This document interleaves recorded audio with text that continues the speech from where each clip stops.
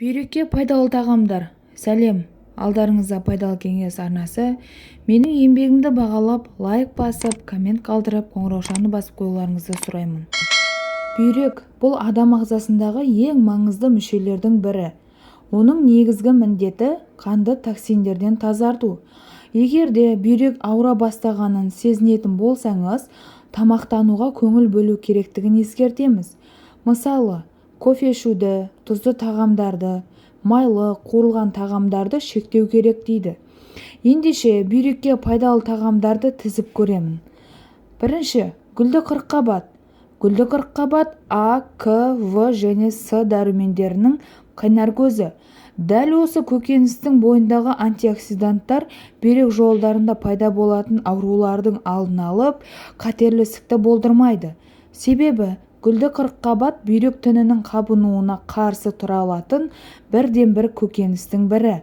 Сонымен қатар, гүлді қырыққабаттың құрамындағы жасұнық зат алмасу процесін қалыпқа келтіретінін де айта кетемін. Бұл көкөністі шикідей де қайнатып та, бұқтырып та жеуге болады. Гүлді қырыққабатты тамақтану рационыңызға үнемі қосатын болсаңыз, бүйрек жұмысы жақсарып, онкологиялық аурулардың алдын алған болар едіңіз. Қара жидек. Қара жидек көздің көргіштігін жақсартып қана қоймай, бүйректен құм және май тастарды айдайтын қасиетке де ие. Қан диабетімен ауыратын жандардың бүйрек жұмысы да нашарлайды. Міне осындайда ғалымдардың айтуынша, қара жидек құрамындағы антиоксиданттар мұндай әсерді болдырмауға атсалысады. Қара жидекті үнемі жейтін жандардың бүйрегіне тас байланбайтын көрінеді. Қызыл жүзім. Жүзімнің бойындағы С дәруменмен көп мөлшердегі флавоноидтар қабыну процесін төмендетеді. Жүзімнің бұл қасиетін созылмалы пиелонефритпен ауыратындар жоғары бағалайды. Өйткені қызыл жүзім бүйрек жұмысына жағымды әсерін тигізеді. Қызыл жүзім бүйрек тіндеріндегі зат алмасу жүйесін жақсартып қана қоймай, гипертониялық аурулар мен қан диабетіне шалдығудың алдын алады.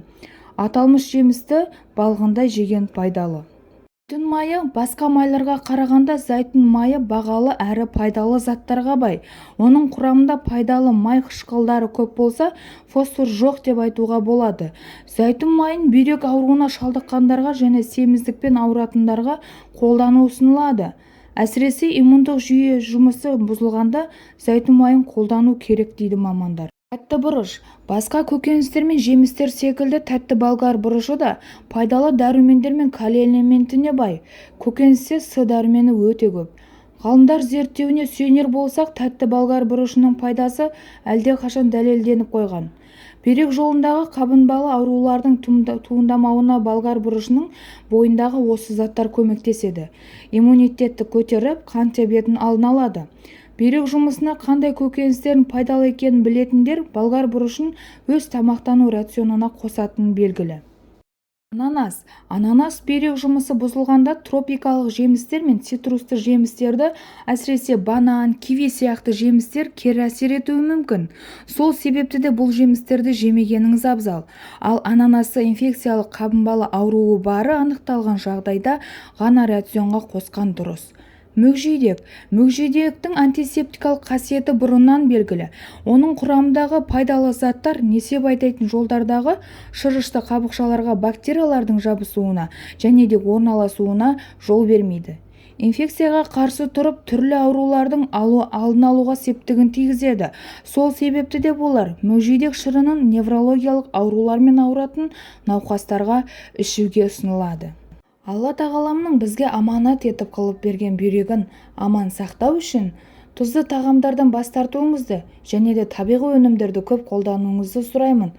Менің видеом сізге ұнаған болса, пікір қалдырып, бағалап кетіңіздер. Денсаулығыңыз мықты болсын.